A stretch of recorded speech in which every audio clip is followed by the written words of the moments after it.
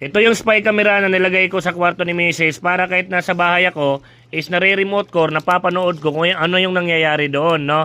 So orasan po ito na spy camera, no? So kasama sa package, yung orasan mismo na spy camera at syempre yung kaniyang charger adapter mga boss, no? So kayo na yung magbahala mag-provide para sa adapter, yung para sa charger ng cellphone mga boss, no? Yung andito lang kasi is yung kaniyang power cord, no? Napakadali lang naman, isaksak nilang dito sa likod. Tapos meron itong kasamang memory card, ilalagay nilang, ayun, no? Ilalagay nilang sa loob din dito. Pwede na siya ma-open sa likod, no?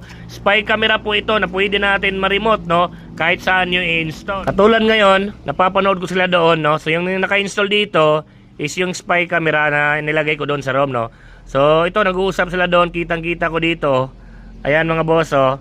So room ito ni Mrs. ko while nagpapahinga, galing sa operation, no? So di ba napakaganda, mag-install lang kayo ng spy camera sa area, no? Bagay siya sa mga business, no? Meron kayong tindahan, nakalagay lang dyan, wala silang idea na meron palang camera ito, no? Hindi halata yung camera niya, ayan, no?